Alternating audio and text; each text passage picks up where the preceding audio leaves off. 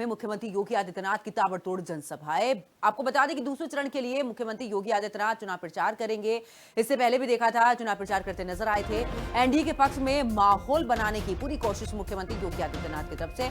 आज भी 3 रैलियां करेंगे सीएम योगी, रक्सोल, लोरिया, इसके अलावा ढाका विधानसभा में रैली करेंगे, जहां पर एनडीए प्रत्याशियों के पक्ष में चुनाव प्रचार करेंगे, जनता से वोट करने की अपील करेंगे। साथ ही आखिरकार यहां पर एक बार फिर से अगर एनडीए की सरकार बनती है, कितना विकास यहां पर होगा, उसके पूरे तरीके से रोल मॉडल भी यहां पर सामने पेश करते नजर आएंगे। फिलहाल मुख्यमंत्री योगी आदित्यनाथ लगातार चुनाव प्रचार कर रहे हैं। पहले चरण में भी देखा था जब उन्होंने धुआंधार चुनाव प्रचार किया था। बीते दिन भी दूसरे चरण के चुनाव प्रचार के लिए 4 जनसभाएं उन्होंने की थी, जिसमें उन्होंने समाजवादी पार्टी के साथ तमाम विपक्षी जो नेता हैं उन पर जमकर निशाना साधा था। आज भी मुख्यमंत्री योगी आदित्यनाथ की बिहार में 3 जनसभाएं हैं, जहां पर जनता के सामने तमाम बातों का जिक्र तो करेंगे, लेकिन इसके अलावा किस तरीके का रोड मैप एनडीए सरकार का है, अगर एनडीए सरकार बनती है किस तरीके से बिहार में विकास होगा, उत्तर प्रदेश के मॉडल को किस तरीके से पेश कर रहे हैं मुख्यमंत्री योगी आदित्यनाथ। एक बार फिर से जब आज जनसभाएं करेंगे तो एक बार फिर से सामने रखते हुए जनता के नजर आएंगे। अब चलिए आगे बात करते हैं। मैनपुरी में तैनात डीएसपी ऋषिकांत शुक्ला ने आरोपों का खंडन करते हुए कहा कि उनका अखिलेश दुबे से सिर्फ कानूनी सलाह का ही रिश्ता था। साथ ही उन्होंने 33 कंपनियों, इसके अलावा 100 करोड़ की प्रॉपर्टी के आरोप को भी झूठा बताया। शुक्ला ने यह भी दावा किया है कि वो गैंग्स, इसके अलावा माफियाओं के खिलाफ कड़ी कार्रवाई कर रहे थे, इसी वजह से उन्हें फंसाने की कोशिश की जा रही है। आखिरकार क्या है पूरा मामला, इस रिपोर्ट में देखिए। मेरे उनसे संबंध किए एक लीगल एडवाइजर और एक पुलिस अधिकारी के हैं। डीएसपी ने दी सफाई, झूठी साजिश बताई। कुल 92 करोड़ की संपत्ति, ऋषिकांत शुक्ला को आपत्ति। खुद को बेकसूर बताया, गैंग पर आरोप लगाया। मैनपुरी में तैनात डीएसपी ऋषिकांत शुक्ला ने हाल ही में अपने ऊपर लगे आरोपों को नकारा है और उनका खंडन किया। शुक्ला ने कहा कि उनका अखिलेश दुबे से सिर्फ एक लीगल एडवाइजर और पुलिस अधिकारी के रूप में संबंध था। वो जब भी किसी तकनीकी कानूनी मामले में उलझते थे तो अखिलेश दुबे से लीगल सलाह लेते थे। साथ ही उन्होंने ये भी खुलासा किया कि उनकी और दुबे के बीच लेकिन उनका संबंध सिर्फ पेशेवर रहा। मेरे अखिलेश दुबे जी से एक लीगल एडवाइजर और एक पुलिस अधिकारी के संबंध है।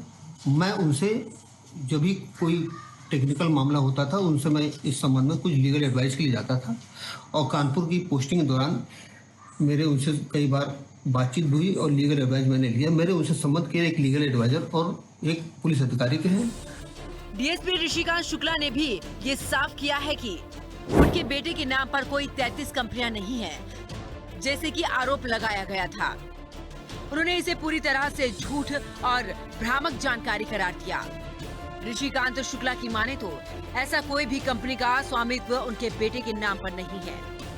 इसके साथ ही उनके पास आर्य नगर में स्थित 92 करोड़ रुपए की संपत्ति भी नहीं है।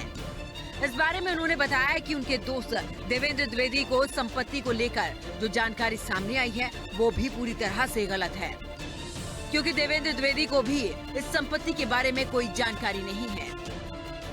और एक दूसरा आरोप जो लगाया जा रहा है कि 33 कंपनियां मेरे बेटे के नाम से है, ये सरासर झूठ है। कोई भी ऐसी कंपनी मेरे बेटे के नाम से नहीं है, और कोई भी अगर इस तरह बताता तो ये भ्रामक सूचना है, ये गलत सूचना है। और कुछ प्रॉपर्टी बताया गया कि मेरे पास एक आर नगर में मेरे दोस्त देवेंद्र द्विवेदी हैं, उनके 92 करोड़ की प्रॉपर्टी, 11 दुकानें जो 92 करोड़ की प्रॉपर्टी, ये सरासर गलत है। आज मेरे देवेंद्र दोस्त हैं और मेरी उनसे बात भी हुई थी।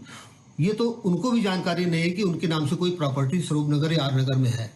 तो उसके लिए उन्होंने कहा कि मैं खुद इस बात के लिए मैं आश्चर्यचकित हूँ कि इस तरह मेरे ऊपर कैसा आरोप लग गया। उसके बाद दूसरा एक ये हो रहा है कि मेरे पास 100 करोड़ की प्रॉपर्टी है। मेरा अखिलेश दुबे जी के साथ कोई कंस्ट्रक्शन कंपनी थी, उसमें 100 करोड़ टर्नओवर है। ये सरासर गलत है। इसके अलावा डीएसपी ऋषिकांत शुक्ला ने ये भी सफाई दी कि उनके खिलाफ चल रही साजिश में कुछ आपराधिक गैंग या माफिया शामिल हो सकते हैं। उन्होंने ये भी बताया कि कई आपराधिक गैंगों जैसे कि डीटो गैंग, मादक पदार्थ तस्करों और मुन्ना बजरंगी गैंग के शूटर्स के खिलाफ कड़ी कार्रवाई की है, और ऐसे लोग उनके खिलाफ साजिश कर रहे हों, ये भी हो सकता है। मुझे ऐसा लगता है कि कुछ आपराधिक गैंग, कुछ माफिया गैंग, कुछ ऐसे लोग जो जिनके विरुद्ध मैंने कड़ी कार्रवाई की है, वो लोग हो सकता है कि उनके पैरोकार किसी माध्यम से मेरे खिलाफ साजिश रच रहे हों और उस साजिश का मैं शिकार हो रहा हूँ। मैंने यहाँ D2 गैंग जिसने एसटीएफ के धर्मेंद्र सिंह को मारा था, उसको मैंने कलकत्ता से पकड़ा। 1 लाख रुपए शासन ने उसको रिवार्ड किया था। उसका एक भाई 2 लाख रुपए रिवार्डेड था, जिसको मैं दिल्ली स्पेशल सेल के साथ मैंने पकड़ा था। इसके अलावा मैंने D2 गैंग को पूरी तरीके से नेस्त नाबूद किया यहाँ से, जो कि 30 दशक से यहाँ पर आतंक फैलाए हुए था। इसके अलावा बहुत से ऐसे मादक पदार्थ तस्कर थे। मुन्ना बजरंगी गैंग के शूटर्स को मैंने इनकाउंटर में मारा, मुठभेड़ में मारा। इसके अलावा बहुत से ऐसे अपराधी थे जो समाज के लिए, कानून के लिए दुश्मन थे। उनके खिलाफ मैंने कड़ी कार्रवाई की।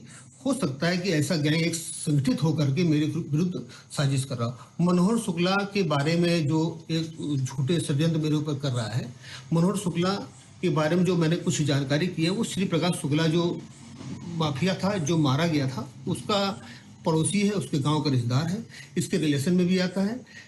ऐसा है, वो अपराधी तत्व है, वो मुहरी करता था। इसी की आड़ में मेरे खिलाफ वो षड्यंत्र कर रहा है। वो उसकी जो बातें बताई जा रही है वो पूरी तरीके से निराधार है। सस्पेंड डीएसपी शुक्ला ने अपनी सफाई में ये भी कहा है कि उनके खिलाफ लगाए गए आरोप निराधार हैं और इन आरोपों से पूरी तरह से इनकार करते हुए उनका कहना है कि एसआईटी की जांच में उनके खिलाफ संपत्ति की जांच को लेकर कोई सूचना नहीं दी गई है। उन्होंने कहा कि उनका पूरा विश्वास अपने सीनियर अफसर और सरकार पर है और अगर उन्हें बुलाया जाता है तो वो पूरे तथ्यों के साथ अपनी सफाई देंगे। जहाँ तक एसआईटी के द्वारा मुझे सूचना देने की बात या मेरे विरुद्ध संपत्ति की जांच के बारे में बताया गया, तो मुझे कोई भी एसआईटी के द्वारा ऐसी सूचना नहीं दी गई कि आपके विरुद्ध या आपके पास 100 करोड़ की प्रॉपर्टी है।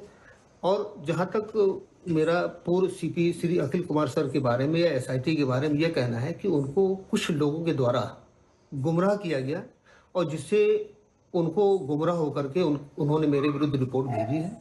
और जहां तक मुझे लगता है कि अगर मैं उनको स्पष्टीकरण अपने देता तो वो भी संतुष्ट हो जाते। मुझे अपने उच्च अधिकारियों पर, जांच अधिकारी पर और सरकार पर, मुझे शासन पर पूरी तरीके भरोसा है। मुझे जहां बुलाया जाएगा मैं वहां पर जाऊंगा और मैं अपनी बातों को तथ्य सहित रखूंगा। इससे पहले आय से अधिक संपत्ति के मामले में ऋषिकांत शुक्ला को निलंबित भी कर दिया गया है। उन पर 10 साल की सेवा के दौरान 100 करोड़ से अधिक की संपत्ति अवैध रूप से अर्जित करने का आरोप है। निलंबन के समय में वो मैनपुरी में तैनात थे। रिपोर्ट हिंदी खबर।